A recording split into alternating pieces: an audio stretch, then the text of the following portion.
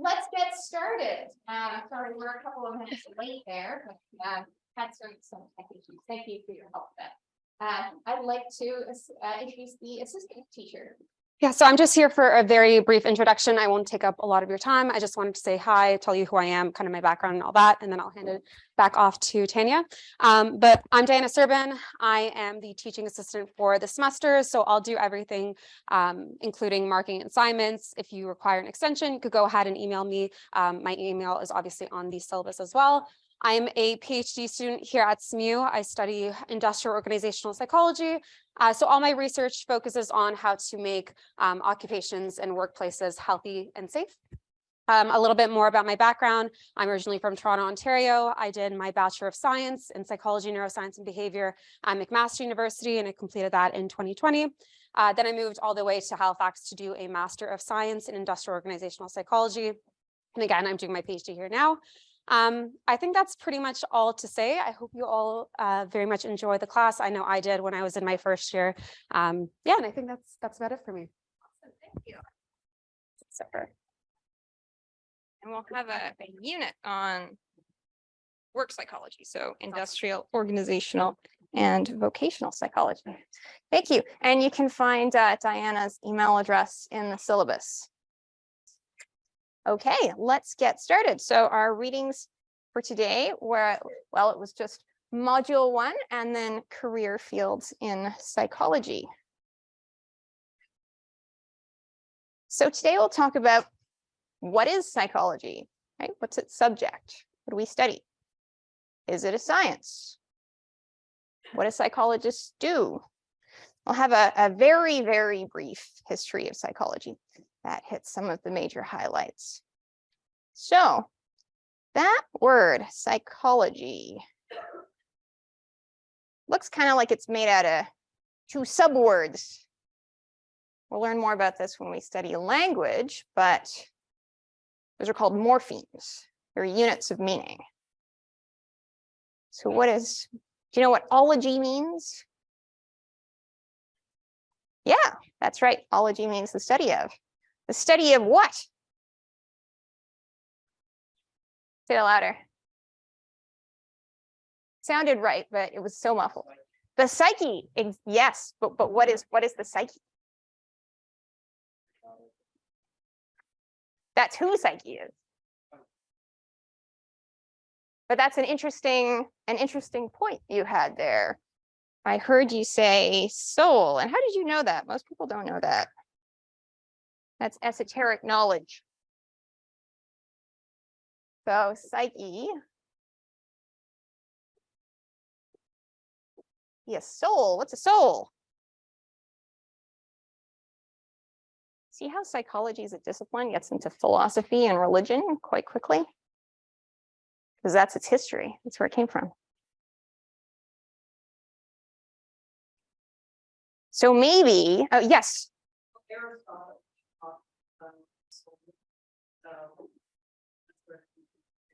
And Plato and Aristotle would have had different ideas about what a soul is. So Plato talked about like the soul of things, like is there an, well, they didn't have whiteboard markers in his day, but they had apples. And you could say, what is like the, an apple supposed to look like? What is like the Microsoft clip art apple, the form of apple, the good apple, the perfect apple? Maybe it's unblemished and shiny and round and tasty. So we're getting into ideals there.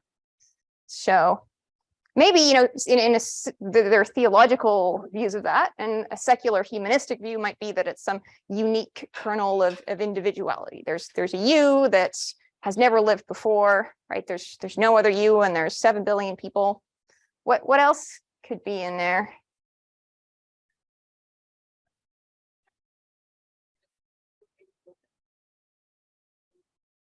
And that perspective is about your thoughts. So your thoughts are in there.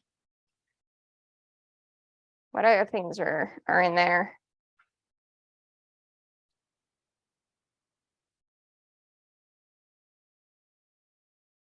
Kind of getting it in. Sorry, did I hear someone? No? Yes. The conscious and subconscious? Yes, consciousness. And consciousness is kind of a bigger concept than thoughts, because you're conscious of your thoughts, So consciousness. And actually, psychology as a scientific discipline is founded by Wilhelm Wundt when he takes it away from the study of the soul and into the study of the consciousness, which would have what in it? Your thoughts. What else are you conscious of? Yes. Emotions. Yep. So your emotions. So you could feel sad. Anything else you could be conscious of? So your behavior, it's kind of a bit of a different level because I can't see or hear your consciousness, but I can hear what you say and I can watch you. And so observable behavior, kind of another bit. What is this chair doing here? Let's get that out of the way. Thoughts, emotions, behavior. I think we're missing one thing.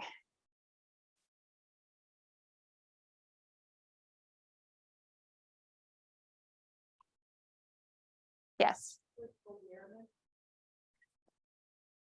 Yes, you are like, so conscious awareness, you're conscious of these things. There's also an unconscious mind. So we could add things that you're not aware of.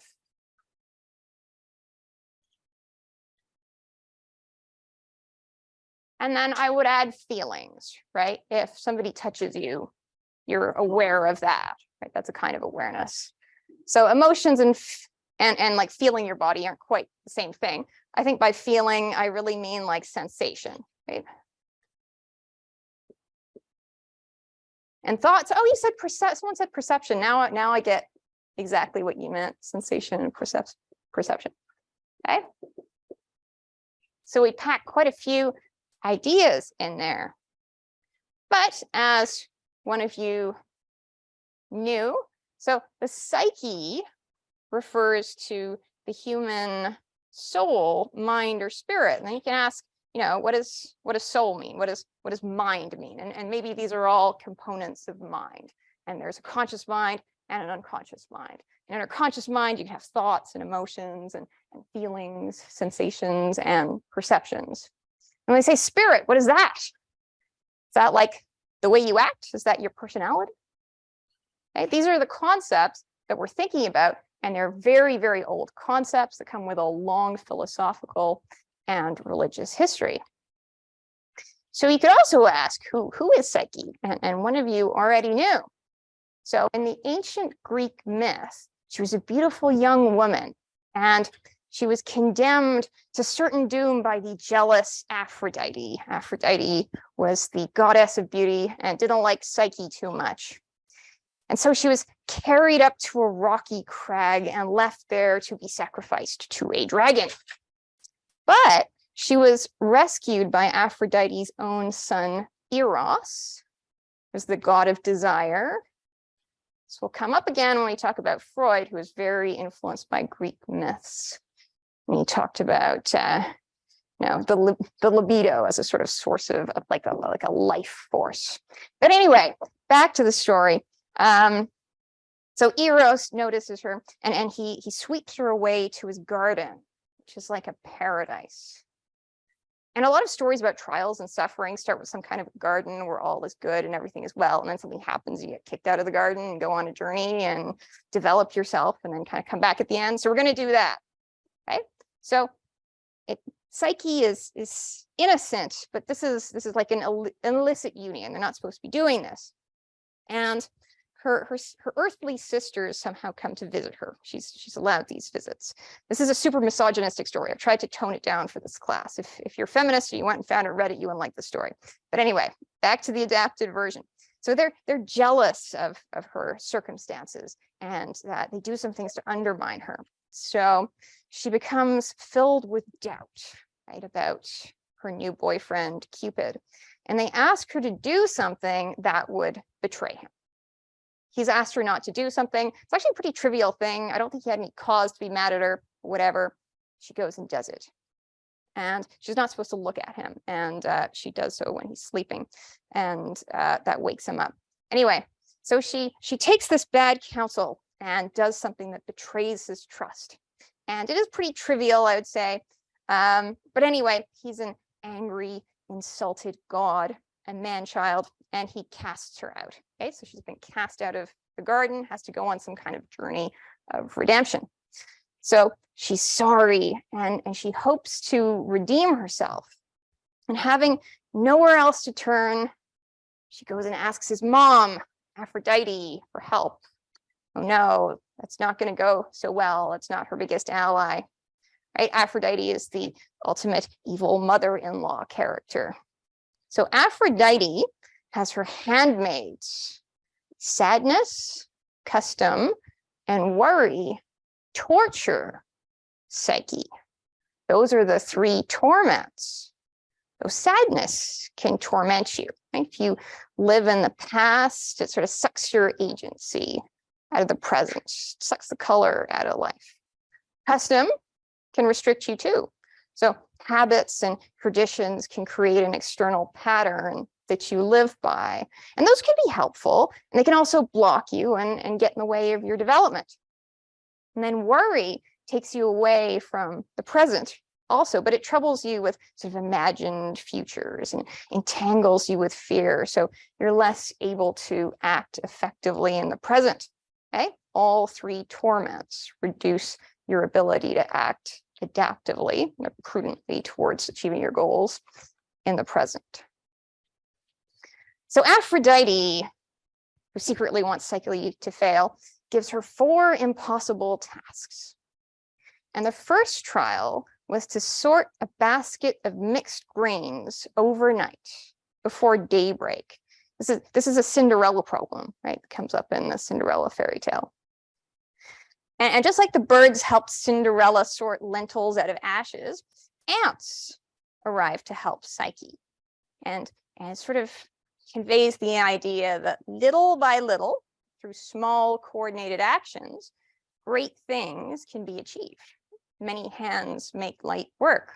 And so one way that you can get through a seemingly impossible trial is to break it up into manageable little pieces and to let others help. Psyche's second trial was to collect golden fleece from the sun god's vicious flock of rams. And that time she's helped by water reeds who whispered advice to her. And that's how inspiration shows up in ancient Greek myths. They also like their female characters to be very passive. Anyway, so rather than confront the aggressive rams and go get the fleece off them, that wouldn't go so well for her. She's told to wait until the end of the day and then collect the fleece from the bushes and the trees where the rams had passed by.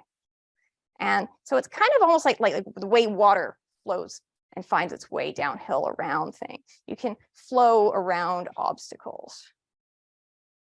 So she uses her prudence and wisdom to complete that trial. So you don't have to confront all of your trials like head on. Right? If you know what your goal is, you can often sort of work your way around and past obstacles in ways that they don't harm you so much. Sorry. Her third trial was to collect a flask of water from a high and dangerous mountain that's guarded by dragons. And her helper was an eagle who offered to fill the flask for her. And has been speculated, there's lots of different ways to interpret stories, that the eagle represents perspective, taking the long view and looking at the wider design before deciding how to best solve a problem. You'll notice she also has a lot of wardrobe malfunctions.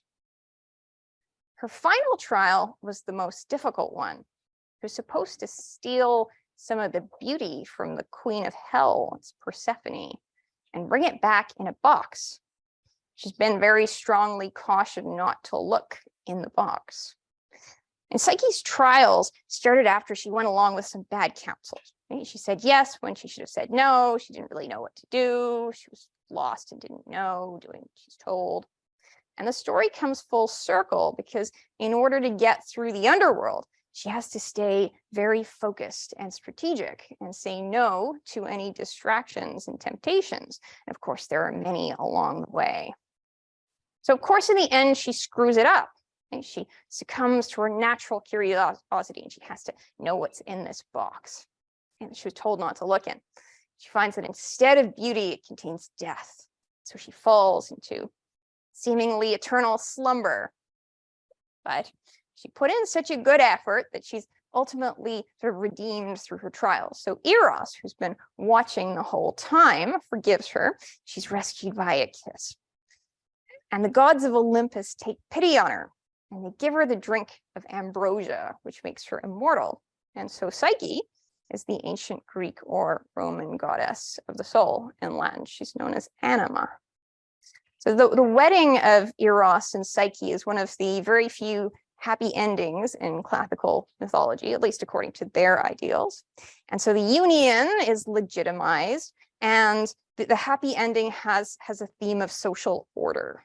That's kind of the ideal they're striving for. So Jupiter or Zeus, depending on whether you're referring to in Greek or Latin, presides over the feast. And all the gods are sitting in their proper place at the table, and are all doing what they're supposed to do. So the muses are playing the music.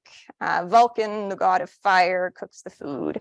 Dionysus, the god of wine, serves the wine, right? You get the idea. So the sort of happy ending for them is this triumph of ideals, of values, and you can read the value there as this sort of social order, okay? And this is the values of classical antiquity, of the people who wrote and told these stories. So Eros and Psyche live happily ever after, and they have a daughter named Hedone. That means pleasure, enjoyment, and delight. And that word will come up again when we talk about well-being, because there's different ideas of what well-being means. And the most common moral philosophy is hedonic. It's the idea that well-being is feeling pleasure and not feeling pain. And that's the root of the word. So the story of Psyche is the story of the soul's passage. It's about someone's journey from unconscious innocence to conscious wisdom through a process of loss and trials and tribulations and that whole getting kicked out of the garden thing. Okay? And her redemption is found in that she's sort of living earnestly. She's generally trying to do the right thing, but since she's human, she never stops running into trouble or making mistakes or being tortured by one thing or another. And she goes astray, but she sort of stays faithful to her ideals, so she can pick herself up and keep going. And she gets through all of her trials with help from others, right? With grace, with help from outside of herself. So sometimes in life, you feel like you're this big and the problem you're confronting is that big. And the fact that you made it through is all the help you got that came from outside of yourself, from your friends, from your community, from all the lucky breaks that you got. So often you feel alone with something, but you're really not. You live in community and you might make some enemies, but you also have your friends and your allies. And sometimes they're ones that you weren't expecting. And other people have been through the same kind of trials, and they can give you advice and perspective and support. So the modern discipline of psychology, so just zoom ahead like 2,000 years, is the study of human behavior and mental processes. And we've talked about what a behavior is. It's an action that I can see you do, that I could very scientifically record because other people could see you do it, and we could all agree that that's a smile. Okay, so sitting is a behavior. I can see you sit. Sadness is not a behavior. It's a feeling, right? It's an emotion. If you cry, that's a behavior. I can see you cry. So behaviors are things that are observable. I could count how many times you do it with my clipboard. And it's one way we can look at a person and what they're doing. But it's not the whole person, right? Like you're more than just your behavior. And you could smile at me, and what does that smile mean? I might infer from that you are happy, but maybe it's a fake smile. Maybe you're grimacing in pain. I don't know what's going on in the black box of your head. So the mental processes are things we have to infer from people's behavior. You're crying, so I infer you're sad. Or I could just ask you, I could say, are you sad? I could give you a a questionnaire that has items about sadness. So you mark from, 1 to 5, and then I could calculate your score. And maybe if your score is above a certain level, we could say, oh, well, that's actually depression. That's how we do that in psychology. But I, from the outside, can't know what's going on inside your head. You can observe your behavior. That's different, right? There's a black box there. The fact that psychology is scientific means that we use an empirical approach to observation. It's a systematic approach to knowledge. We make theories, we test theories. So a good theory has to generate a testable hypothesis. And if it doesn't pan out, that discredits the theory. And you can never prove a theory, right? You can only disprove them. And the best theories are the ones that are still left standing. The theory of evolution is still standing. The Big Bang theory is still standing, but science is full of discredited theories like, I don't know, phlogiston and a flat earth theory. Science as a practice requires a certain kind of attitude, and it's one that's marked by curiosity. We're interested in things. We want to know. We want to find out what causes what. We have to be skeptical. We can't jump to conclusions or believe everything we hear or just assume that something's true because somebody says that it is, right? And then humility. We have to be okay with being proved wrong, because that's going to happen a lot. It's part of the process.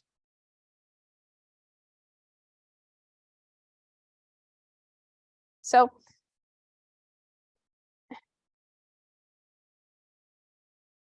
all people, we all have biases. And they're not just like our political biases, which matter, I think, a lot more for psychologists than they do for chemists or physicists. We also have biases to believe what we see. If we see something, we trust our own perceptions. We may not realize that we're subject to some error, that we've misperceived something. If there's a theory that we passionately want to believe in because it's our pet theory or because it aligns with our personal politics, then sometimes we look for evidence that confirms that belief. It can be hard to, sometimes we'll try to explain away other information. So humility is about being able to admit when the evidence says we're wrong. And it's also about being aware of our own biases, which we'll always have. There is no value-free, unbiased, objective psychological science. A lot of people want to believe there is, but I think you can do more harm than good that way.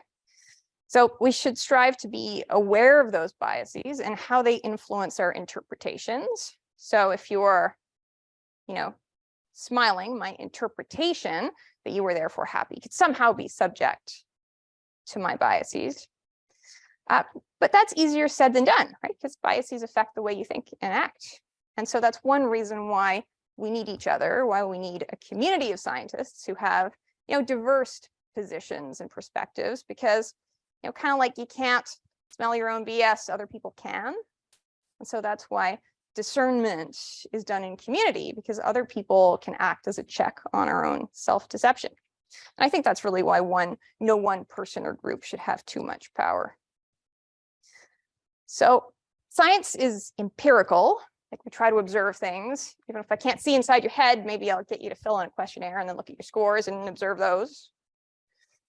And the phrase "the rat is always right" means that if we come up with we have a theory, we come up with a hypothesis, and we test it, and let's say it's one about rats, right? A theory that you could use pellets of food to train a rat to push a lever to get the food.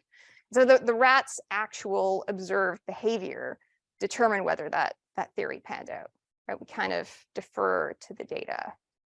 Right? We don't assert that something is true just because we want it to be true.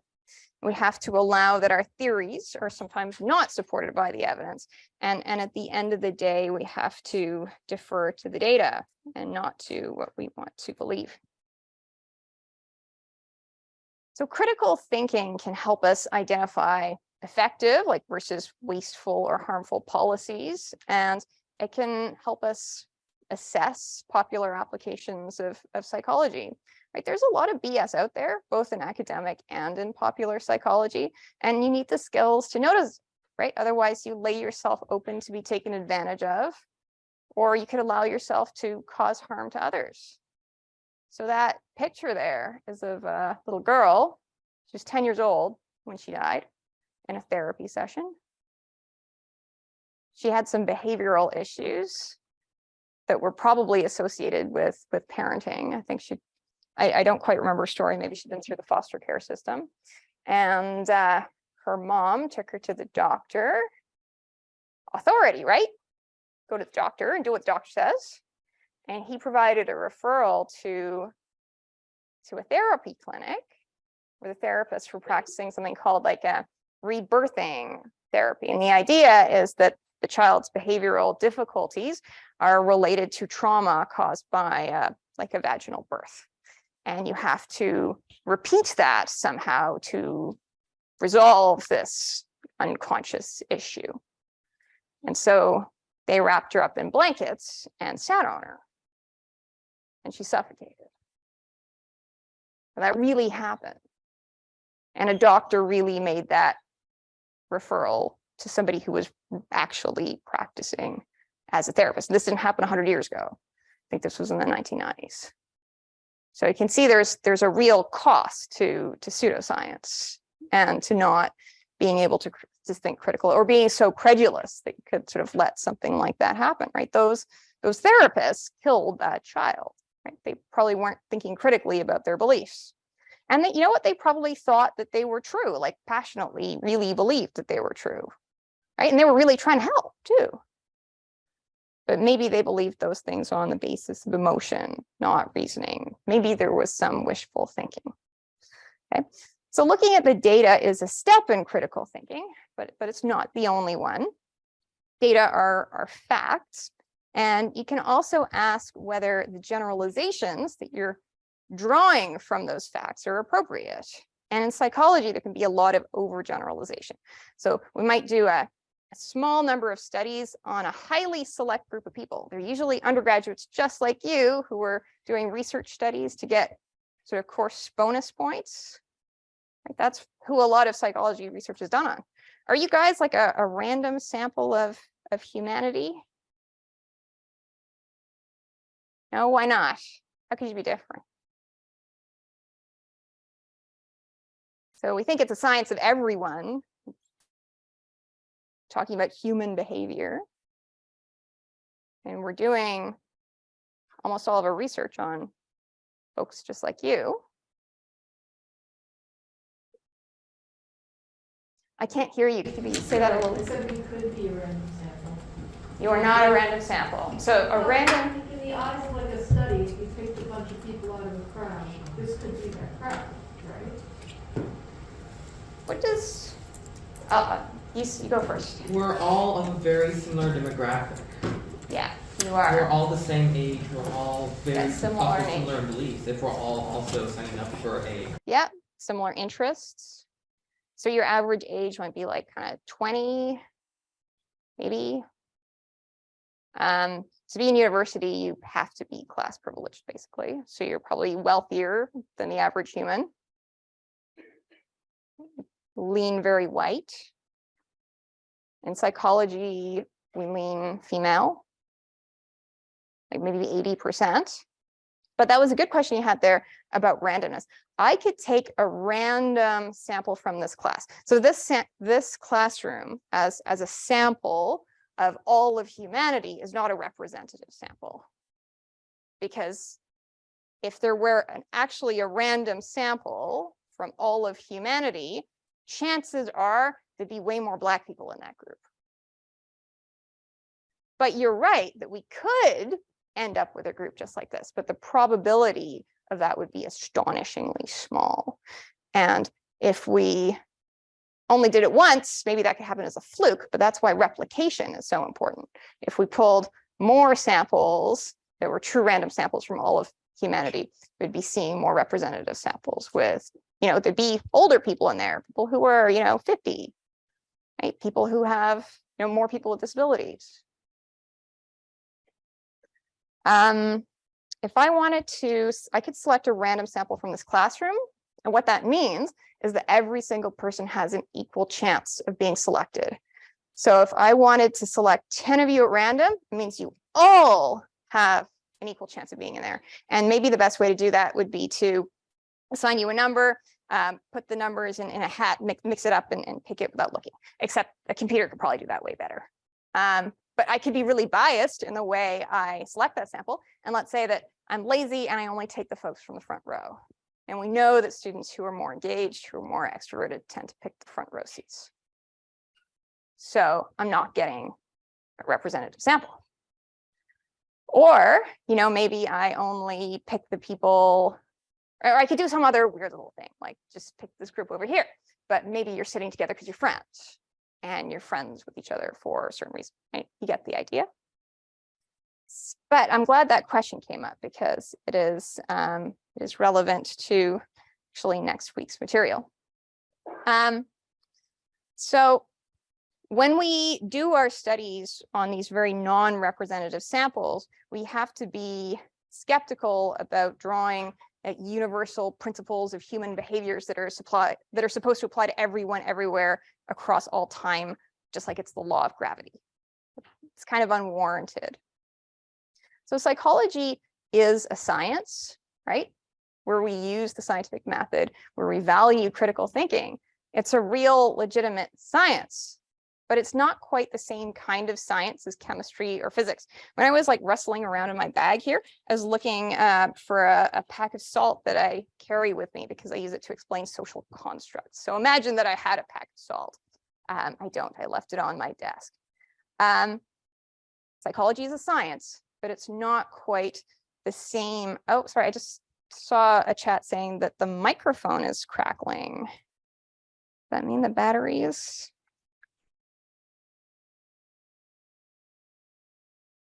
Okay, I'm going to move it up closer.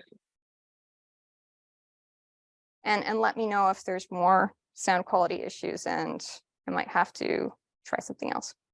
Okay, sorry, where was I? Okay, psychology is a science, but it's not quite the same kind of science as chemistry or physics. So imagine that pack of salt that you'd study in chemistry. Well, you can all agree that chemically that's sodium chloride, maybe with some iodine in it. You could put it under a microscope.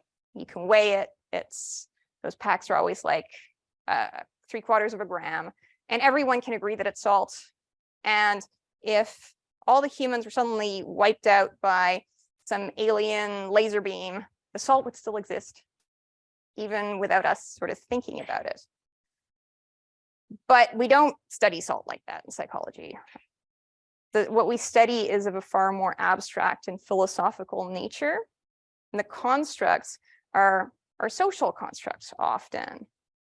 Constructs are ideas. The diagnosis of depression is an idea. It's an assessment. It relates to a theory, right? Even if you can't hold depression in your hand or weigh it on a scale like you could with the salt. But social constructs are still real. Like saying that something's a social construct doesn't mean it doesn't exist or that it isn't important. Like laws are social constructs, right? The legal and education systems are socially constructed and they run your life. Okay, so it doesn't mean it doesn't exist or that it doesn't matter, it's a different kind of existence. It's one that emerges out of social dialogue. There's psychiatrists agree that depression is a mental illness and they put it in their book of mental illnesses. Not the same thing as the pack of salt. And sort of laws or principles in psychology are not like the law of gravity. The law of gravity works like all the time, everywhere. Anytime I drop this pen, it falls down. It doesn't matter if it's Monday, Tuesday, Wednesday. It doesn't matter if it's morning or night or who does it. It always works. That's reliability. In psychology, they're not as reliable or universal, and they can't be when they're based on such a small, non-representative samples. Right? How can something we study and a bunch of undergraduates here, how's it going to generalize to hunter-gatherers on the other side of the planet? Okay. there are no objective physiological tests for mental illnesses, right? Like a blood test can tell you that you have diabetes. There's no blood test for depression or for ADHD. It refers to a set of behaviors. And if you meet, let's say, 5 out of these 8, according to this person who is allowed to make the assessment, then you have it. Okay, and it's an assessment that somebody makes in the framework of a theory that they're working with. And it's all very philosophical. So what we call schizophrenia today was basically being an oracle in ancient Greece. And you wouldn't want to make any important decisions strategically without consulting the oracle. But the oracles had the same set of behaviors, like having visions and hearing voices and saying things that were super cryptic, that we now would identify as something like schizophrenia or a related condition.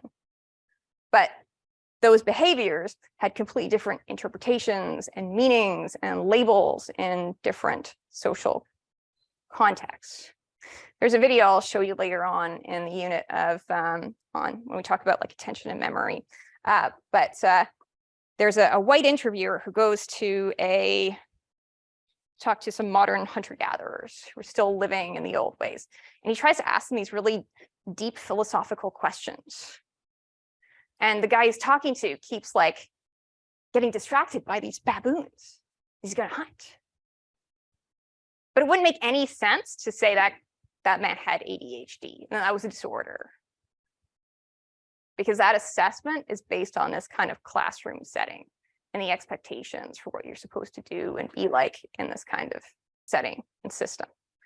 So I'm telling you all this because I want you to understand how much social context matters and how much social construction matters. So there's an important role of context, of culture, of systems, and power relationships, right? Because who gets to decide that something's a disorder? Is the person with the least power in society, or is it people with more power? Okay. There was a time when homosexuality was an official mental illness in the great big book of mental illnesses, and the experts agreed, and now it's not. And psychologists use a lot of theories that are untested or untestable or even debunked. I think there's like 600 different kinds of therapies, and very few of those would have been empirically tested. And you'll hear about things like learning styles. Like, what's your learning style? Is it like listening or reading? Or that's debunked. We'll just keep using it. People like it, and you can. If you're into art and philosophy and religion, then I think you'll find a lot of things to relate to in psychology. You actually get a Bachelor of Arts in psychology. You can't get a Bachelor of Arts in chemistry. There's a strong basis in Western philosophy. Like a lot of our outcomes are philosophical constructs, like well-being. What is well-being? What does that mean? That's moral philosophy. Right? What is normal? We talk about normal and abnormal behavior. What is normal? In vocational psychology, there's a lot of concepts that have a Christian heritage, like the words talent and passion and discernment and calling, and actually vocation, that word itself, that whole career psychology of what you're supposed to do with your life. Do you have a passion, and should you go pursue it? There's a lot of metaphor and symbolism in personality psychology, like the Jungian psychology, which we'll talk about in the unit on personality. There's a lot of artistic license.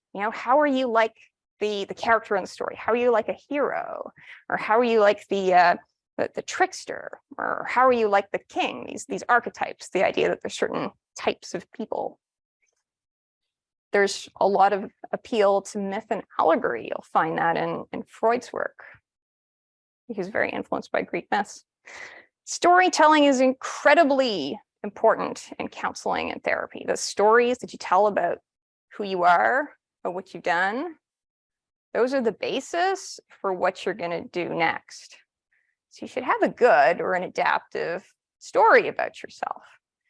And the way that you interpret things that happen to you are part of a story, part of a narrative.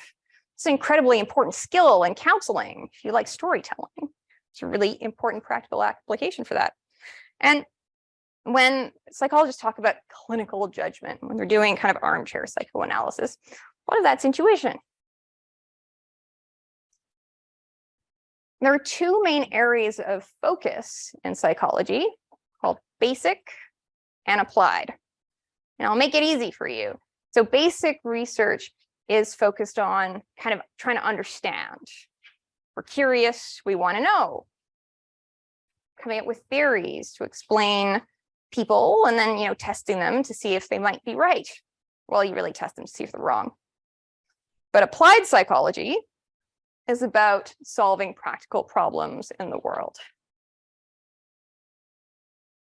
So there could be a basic side of clinical psychology where you're thinking about, what's normal, what's abnormal, what are the mental illnesses, what are the symptoms, coming up with scales to measure them. But then the applied practice would be sitting in an office with somebody and trying to help them out, right, with their symptoms.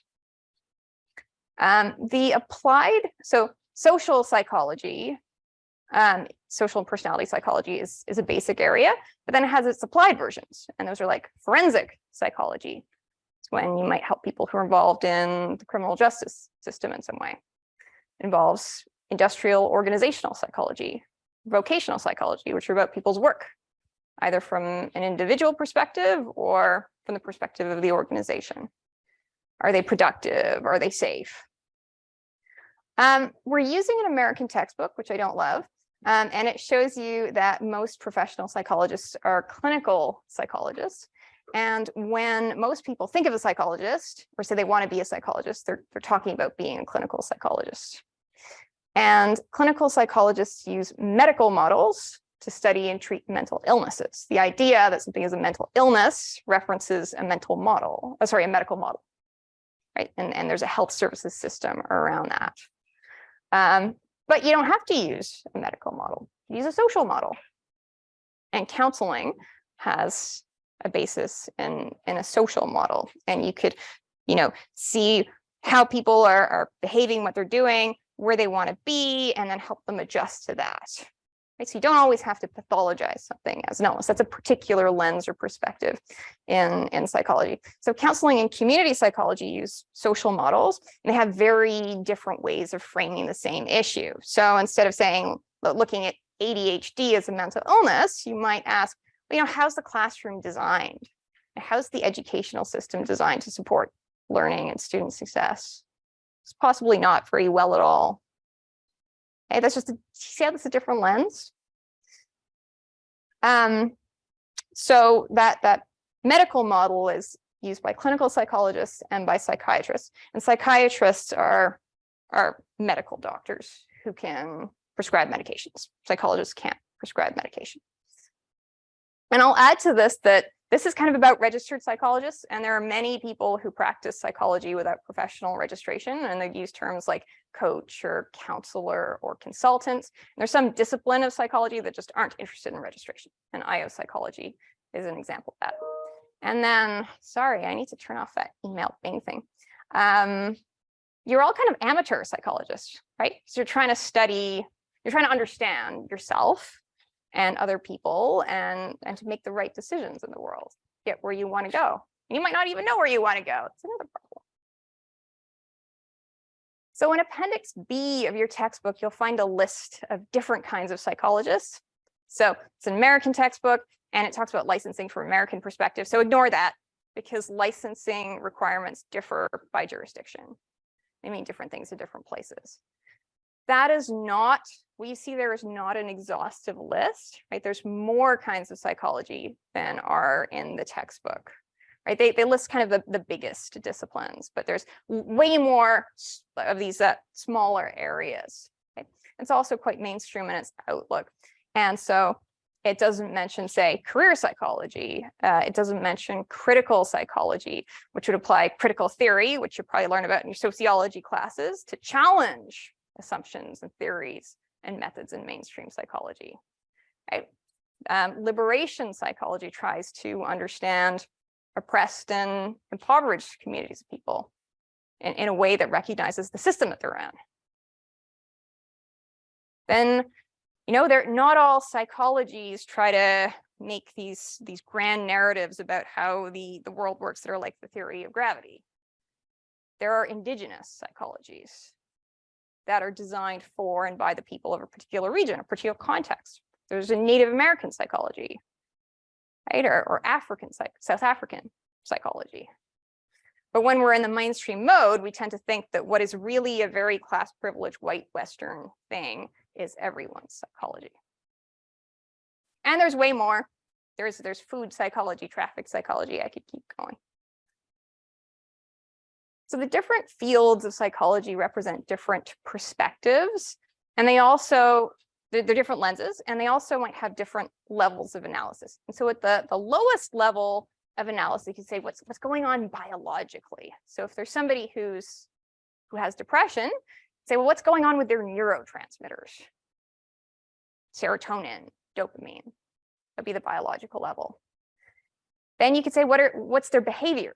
That's the psychological level, right? How are they acting? They're staying in bed. And what are they thinking or feeling? Maybe they're having these global thoughts that everything's hopeless and worthless. Maybe they're having feelings of sadness. That's one level that you could look at it. And then you could move up to a social or cultural level of analysis. A friend of mine's mother is a retired psychiatric nurse. And I like talking to people about their jobs and what they did. And I asked her about the psychiatric hospital and the patients. And she told me all kinds of stories. And one of them was about a very, very depressed man. And so I was listening to all these, symptoms of depression. And then I kind of asked, this would have been like in the 70s in Cape Breton, like why he was so depressed. See, he was gay. And at that time, that was a mental illness. And well, that would have let down his family. Maybe they would have rejected him. Maybe could have had a job that he liked, but can't have an out gay person in the workplace. So would looking at that guy's level of dopamine or serotonin and giving him a serotonin reuptake inhibitor really be the right level of analysis for that problem? I don't know. So there's a social and cultural level where we definitely need to think about social construction and culture. Culture is about things like norms and values. All right, so some highlights in the history of psychology. Our discipline has a basis in these really big philosophical questions, like, can you just armchair philosophize about everything, or do you actually have to go and observe and experiment? And we went with empiricism. Yes, we have to observe and experiment. Another big question was, is there what's the difference between a mind and a soul? Did that over here, okay? And is the mind/soul independent from the body? And does it have anything to do with this organ called the brain? We figure it does, but the ancient Egyptians didn't think so at all. When they mummified their kings, they wanted their kings to keep all the important organs with them in the afterlife. They just threw out the brain. There was a long process of figuring out the mind, consciousness, and the brain are intimately connected. And people also asked about nature versus nurture. So if you look at, say, your personality, is that because it's like your mom and your dad's personality? Is it because of your genes? Or is it because of the way you were raised? And this is a question that comes up a lot in psychology. How much of this is nature or genetics, and how much of this is nurture? And usually it's a bit of both and an interaction. So typically nature kind of sets a window on what you can do, right? If you're born with autosomal trisomy, if you have Down syndrome, your IQ score isn't, you're not going to be a rocket scientist. It can vary within a range. And if you get a lot of support and a lot of encouragement, and you're treated well, you'll be at the top of that range. But if you're treated very poorly, as folks with Down syndrome were in the past and still be today, then you'd have end up with much lower, at the bottom of that window of cognitive ability. So it's both, and there's an interaction. So Wilhelm Wundt, I don't know how to pronounce that, developed the first psychology lab. He was the first person to call him a psychologist. And one of his biggest contributions was to take it away, the discipline away from a study of the soul, to define that as consciousness. But you know that consciousness misses out on a lot, right? Like conscious awareness. It's not the whole story of you. Then Edward Titchener asked, what kind of elements could your consciousness be made of? As if there was a periodic table of the elements in your mind. And so let's say you look at a rose. What are you experiencing? What are the elements of your mind? Well, color. Perception of color. It's one of the elements of the mind. You feel the texture of the petals. There's another element. You can smell it. That's another element of your consciousness. And William James would have asked, well, why does that matter? Why does smelling, what does that do for you? What's that for? And so a functionalist view would say, well, I don't know, it helps you identify which food is good and which good food is bad. And he wrote the first psychology textbook. And he actually described psychology as a nasty little subject. But we're still missing quite a lot. There is, in fact, an unconscious mind. He's a controversial figure, but psychodynamic psychology was founded by Freud. If you ask people to name a psychologist, most people will say Freud.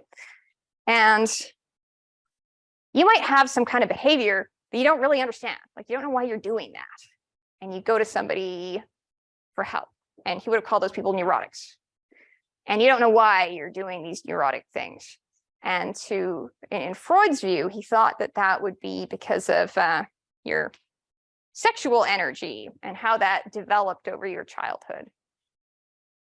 And he thought about his own experiences and kind of projected them onto others, which is very common. We all do that. Psychologists do that.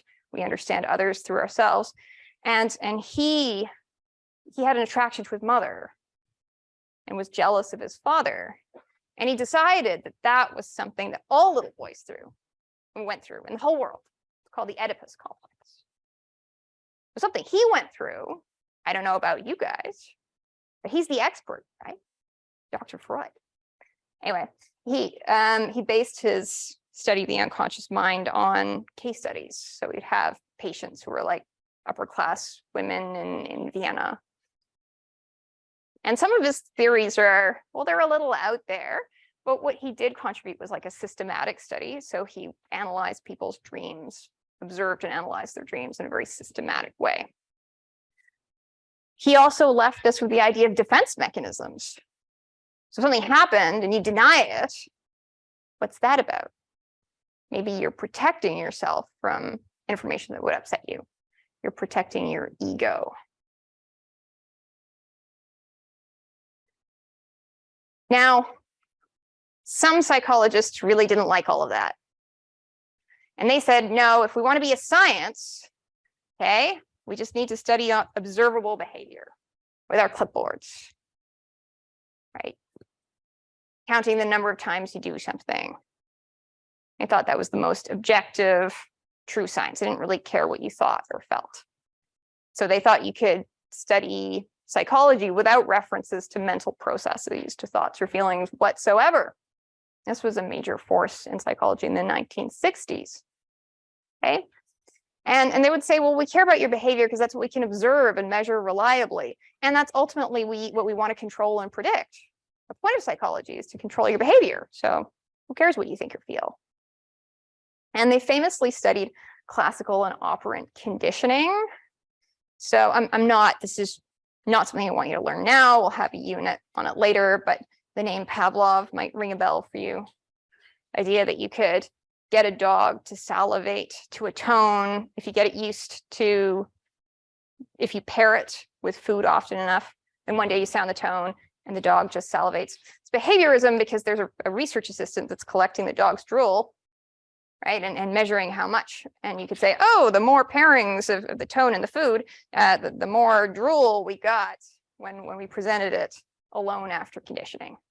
So it's that very objective way of looking at things. We don't care what the dog thinks. Another thing they study is operant conditioning. So if you teach a rat that, so if every time a rat pushes a lever, a pellet of food comes out, well, it might learn that and start doing it more often. But if you gave it an electric shock, it might stop doing that. This isn't about what the rat's thinking or feeling, just counting the number of lever presses. Behaviorism has its limitations because a reward might not mean the same thing to everyone. Rats are pretty simple. They all like food, don't like shocks. But let's say getting a B on your test. If you're the kind of student that is like a perfectionist and wants to get A+, you could be really like upset by that. That's not a reward. That's a slap in the face. But if you're used to getting Ds and you get a B, then like, wow, you might feel rewarded by that. So actually, your interpretation does matter. And so around the 1950s, computers came out, and that led to a big awakening in the way we think about memory, for instance, human memory, to cognitive psychology. So cognitive psychologists study like how information is perceived, processed, remembered, and they also do consider the role of like how you think in psychological disorders. When we're talking about the kind of brain structures and activities underlying thoughts, that's cognitive neuroscience. The 60s also brought about the rise of humanistic psychology. So clinical psychology is like, what's wrong with people and how's that an illness and disorder that we're going to treat, right? What are these weaknesses and problems and complexes? Humanistic psychology focuses on strengths and on people's potential for growth. And so in the humanistic model, psychotherapy is like a conversation between the psychologist and a client. Notice I highlighted the word client. Why am I calling the person a client?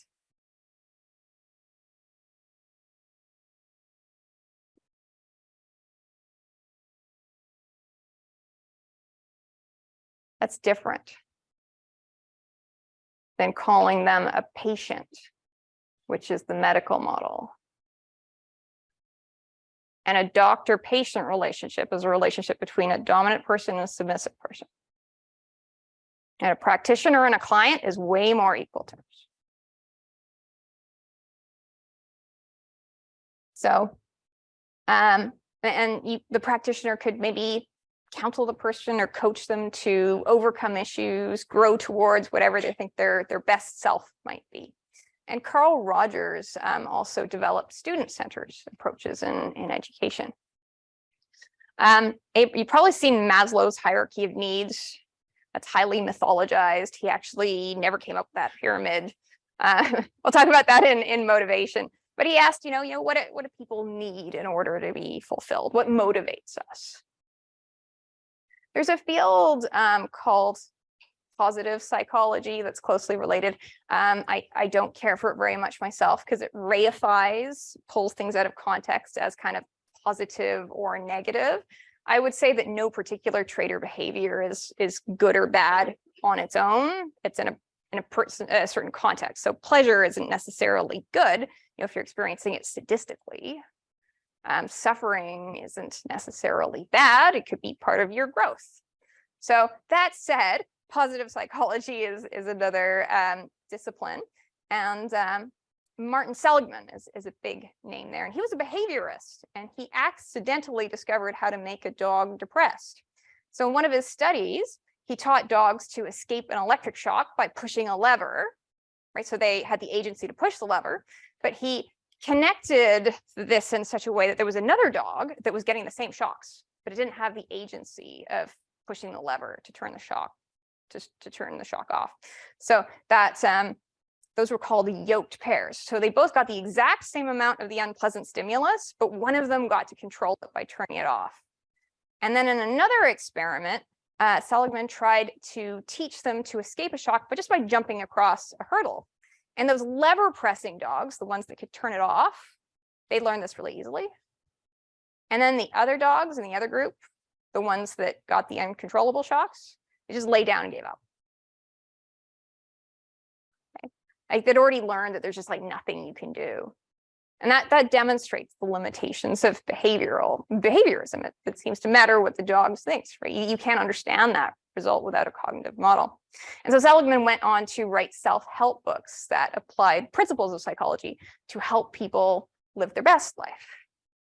I do consider positive psychology to be, I'd say, There's many things I appreciate about it, but it has sort of philosophical challenges. So I'd say, what does positive mean, right? Negative emotions have adaptive value.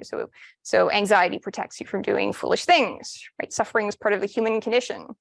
So, but I do appreciate that it's trying to focus on kind of good things instead of bad things. Because clinical psychology, which has its place too, can be quite pathologizing. That nature versus nurture question comes up again in evolutionary psychology.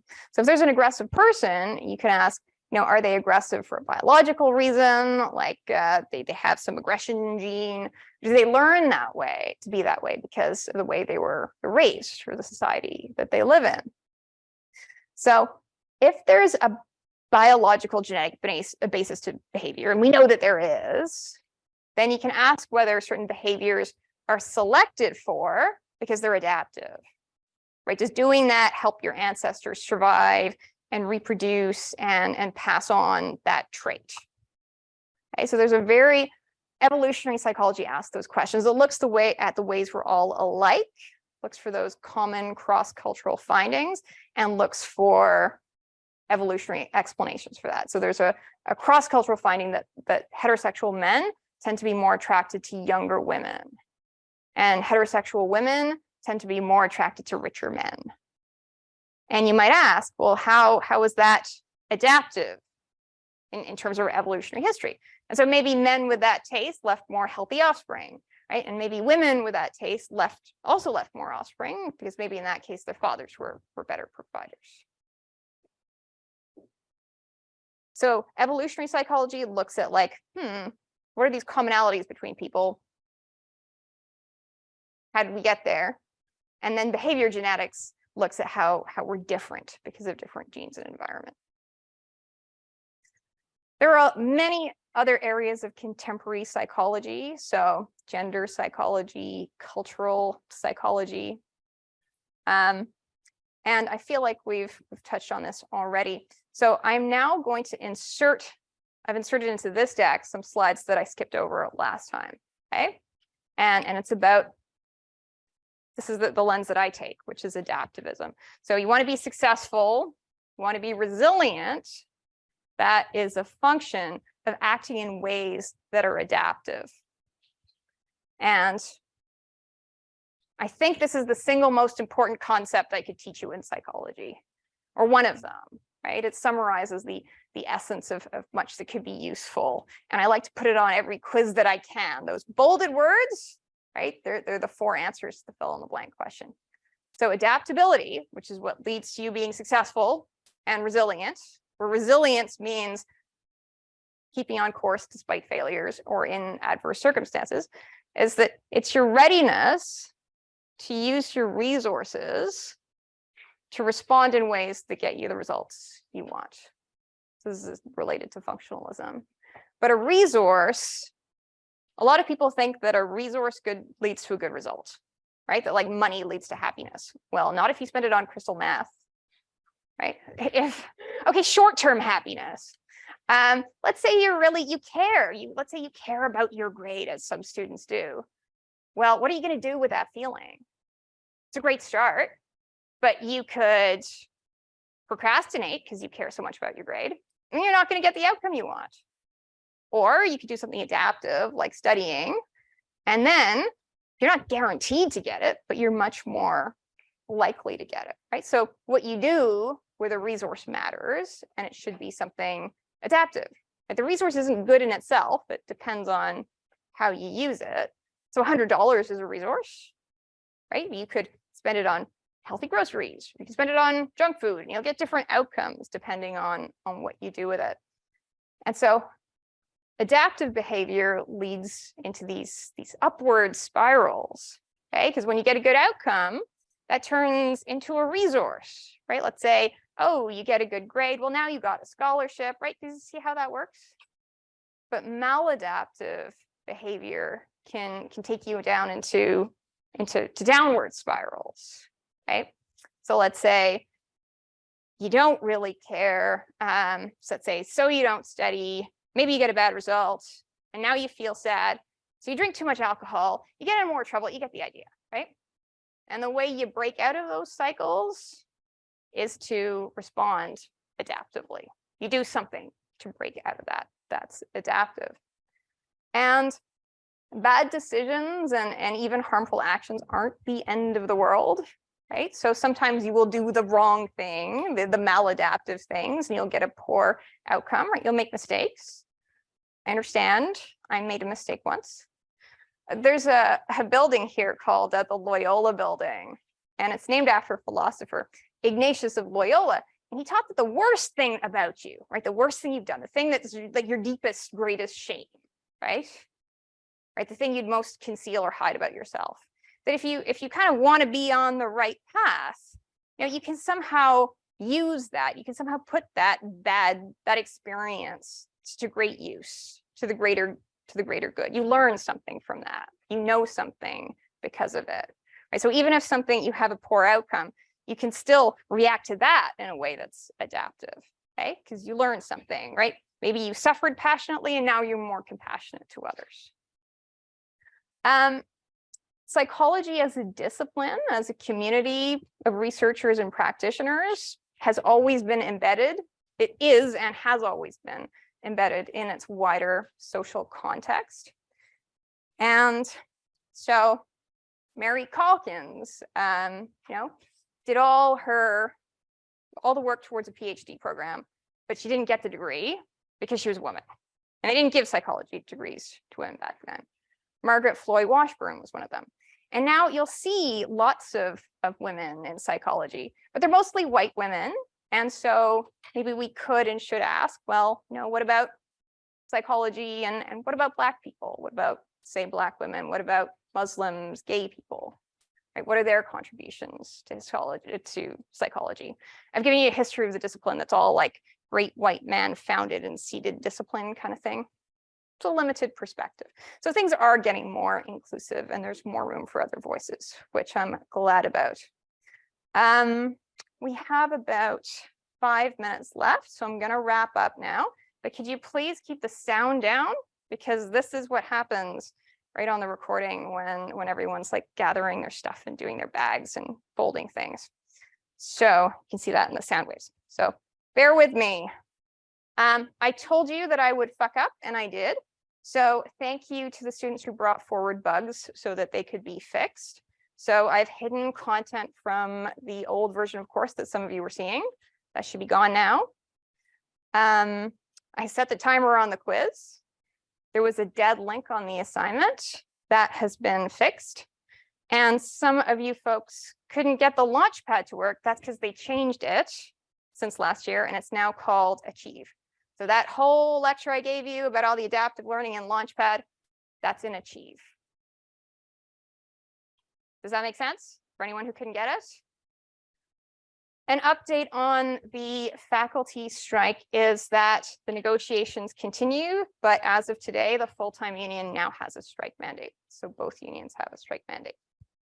But negotiations continue and hopefully they will end well. This is your to-do list for the end of the week. So you have a quiz and an assignment. Please don't be scared. Reach out if you have any questions. Let the TA know if you need an extension. And any questions, comments? Count to 5.